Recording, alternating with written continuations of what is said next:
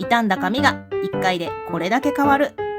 パナソニックナノケアドライヤー紹介します。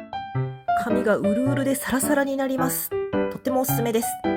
以前購入したナノケアドライヤー、結構傷んでます。新しいナノケアドライヤーに変えました。ヘアカラーや白髪染めの退色も防ぎます。